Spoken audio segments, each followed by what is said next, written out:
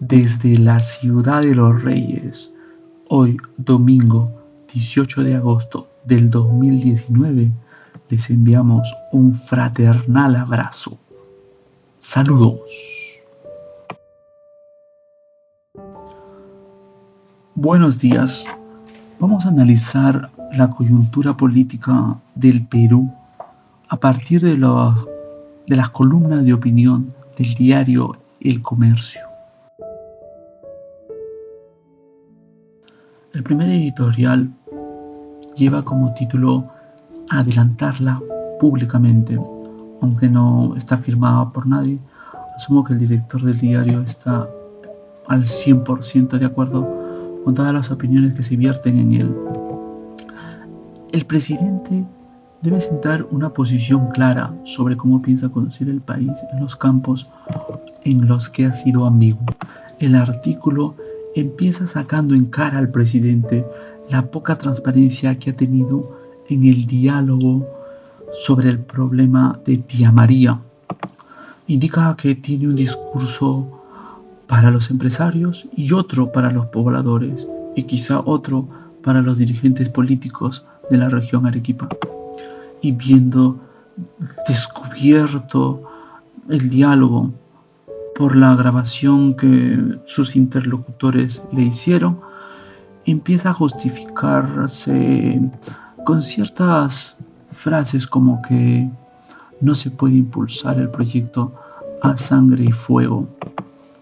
Y es que en la editorial indica que no todos los que quieren que se lleve a cabo o se desarrolle el proyecto minero Tía María exigen que sea a sangre y fuego, sino que prevalezca la ley sobre algunos o muchos pobladores que han bloqueado carreteras y han producido disturbios en protesta a dicho proyecto. Por último, pide que el presidente sea claro si va a seguir con los lineamientos con los que su partido entró el 2016, Peruanos por el Cambio, o si va a transgredir dichos planteamientos en pos de un populismo que a la larga aumenta la incertidumbre en el aspecto económico del Perú.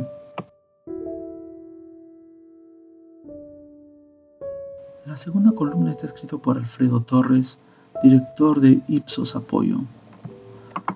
La columna titula "Una verdad incómoda" e indica que la verdad incómoda que los congresistas tienen que asimilar es que 7 de cada 10 peruanos apoyan las elecciones anticipadas. Su columna empieza y termina citando al gran historiador Jorge Basadre. Basadre indica que tenemos que superar los viejos vicios de la lucha política criolla. Esos vicios serían el faccionalismo, la aptitud para el dicterio y el atolondramiento. Luego pasa a criticar al Congreso, para variar, indicando que cuenta con 12 bancadas y que esta semana una de las bancadas, la oficialista, tuvo 3 renuncias importantes, y en el ámbito regional, de los 25 gobernadores, solo 3 o 7, forman parte de partidos políticos representados por el Congreso. Luego apela a la historia para recordar que cada vez que hemos tenido un Congreso fraccionado, pues ha terminado en golpe de Estado, como por ejemplo Billinghurst en 1914, Bustamante Rivero en 1948, Belaúnde en el 68 y Fujimori en el 92. También indica que estos fueron los factores para que caiga Pedro Pablo Kuczynski en 2017. Alfredo Torres pide al legislativo y al ejecutivo que oigan al pueblo, en otras palabras, que gobiernen mediante las encuestas o haciendo caso a las encuestas y que propongan una salida.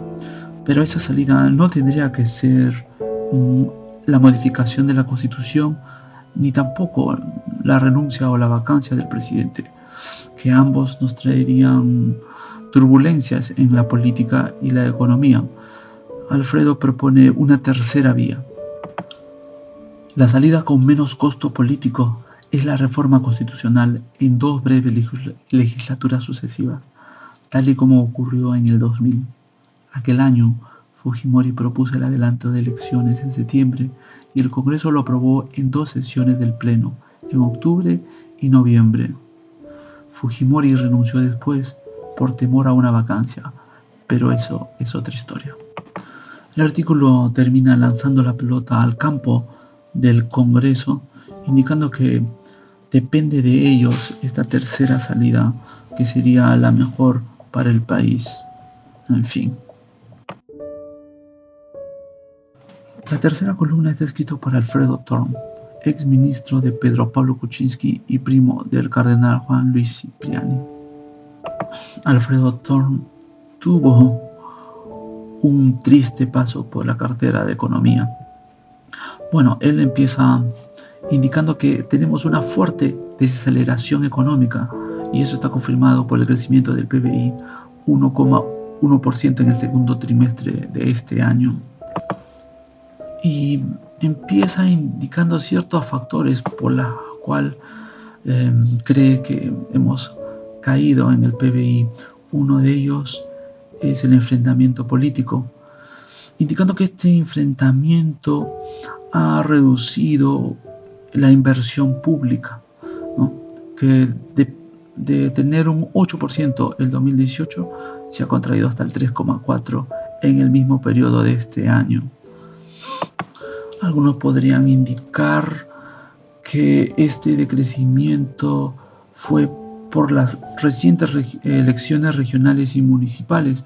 Sin embargo, ya llevamos más de 7 meses con los nuevos gobiernos y solo se han ejecutado el 25% de su presupuesto. Y echa en cara a este gobierno de que si esto era previsible, entonces ¿por qué se duplicaron los recursos para los gobiernos subnacionales? En esta parte echa en cara a la mala gestión de estos gobiernos y bueno, también a los votantes, ¿no?, que elegimos populistas y no estadistas. Me parece que Alfredo tiene un pensamiento un poco keynesiano, que la solución a los problemas económicos lo vamos a resolver con más gasto público, algo que ha llevado a la quiebra a muchos países vecinos. En cuanto a las soluciones, resalta que el Banco Central de Reserva ha tenido una buena respuesta al disminuir las tasas de interés efectivo. Me parece que del 2,8 al 2,5%. Esto incentivaría a la adquisición de préstamos de parte de las personas y también de las empresas, cosa que tendríamos más circulación de efectivo, moviendo la economía de esa manera. También indica que no solamente es el factor político, sino el entorno internacional y la guerra comercial entre Estados Unidos y China la que nos viene afectando. Donald Trump ha aumentado los aranceles, los impuestos de los productos chinos hacia Estados Unidos, más o menos un 25% o hasta un 25%, y eso también habría afectado a las exportaciones de Perú hacia el país del norte. Alfredo termina indicando que nuestra economía tiene unos fundamentos sólidos, pero falta una voluntad política de diálogo, sobre todo por el problema de Tía María, ¿no? Vuelve a tocar acá el problema de Tía María, ¿no? Indicando que Tía María no solamente es un problema de legalidad, sino de una buena redistribución de las ganancias que muchos pobladores, muchos pueblos han sentido de que la minería en poco les ha beneficiado y ahí el Estado ha tenido poca participación. Termina indicando de que el problema de Tía María espera él que no forme un hito, un antes y un después con respecto a la inversión privada en nuestro país. La última columna que vamos a mencionar es la de Federico Salazar. Es uno de mis columnistas preferidos. Yo tenía un mal recuerdo de Federico por el papel que desempeñó en los años 90 durante el gobierno de Fujimori. Junto con Sol Carreño tenían un matinal donde se encargaban de hacer reír a las personas y no de contarnos todo lo que estaba sucediendo. Él varias veces ha indicado que su programa no era político y por lo tanto no tenía que haber tocado el problema de Fujimori en los 90. Lo mismo lo dijo Sol Carreño. Sin embargo, Federico me sorprendió mucho en una charla que escuché de él, que se encuentra en YouTube, una conferencia realizada en la Universidad Nacional de San Marcos, donde él hablaba sobre el liberalismo, cosa que está bastante de moda ahora. Pues bueno, ahí es donde yo le volví a prestar atención y comencé a seguir sus columnas que, bueno, creo que no tienen desperdicio. Sobre todo si no eres políticamente correcto. La columna de Federico titula "La democracia no es una turba". Tenemos, por cierto, una crisis de legitimidad. ¿La resolvemos con las herramientas de la ley o la resolvemos saltando la ley? El presidente quiere que saltemos la ley. Es un artículo realmente interesante, bueno, como todos los que he leído de él. Argumenta de que el presidente apela a que el pueblo peruano tiene derecho de ir a las urnas. Él indica que, bueno, es un derecho, no necesariamente todo lo que es derecho tenemos que realizarlo.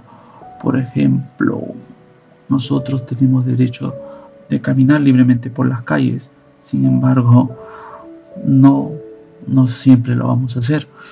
Por lo tanto, él apela a que no debemos de salir del marco constitucional y que si tenemos que resolver los problemas, las fricciones o la crisis política y económica, tiene que ser basados en la ley. Que hacerlo de otro modo, saliéndonos de la Constitución, sería un gran daño para nuestro país. En cuanto a lo institucional, lo político, lo económico, hay una parte en que la verdad no estoy de acuerdo, es que comienza a sacar denuncias con respecto al gobernador regional de Arequipa, denuncias, bueno, no voy a indicar de qué, pero me parece que ya es entrar a un tema personal, ¿no? Lo que fuesen esas denuncias no lo desacredita como interlocutor, un interlocutor válido, ya que es el gobernador regional de Arequipa y sobre él podrían caer muchas acusaciones, muchas denuncias, ciertas o no. Todavía tenemos que tener claro de que toda persona tiene derecho a considerarle inocente hasta que se declare lo contrario, ¿no? En fin, es un artículo que yo les voy a dejar, como todos los anteriores, los enlaces en la descripción, y espero haber dado un panorama sobre las columnas que están escritas en este diario. Les agradezco que hayan seguido este pequeño resumen y estoy convencido de que en tiempos de tanta convulsión e incertidumbre es bueno tener los criterios claros, sin insultos, sin diatribas, y no es que el que levante más la voz tiene la razón o aporte algo en el crecimiento de este país. Tengan muy buena semana. Saludos desde la ciudad de los Reyes.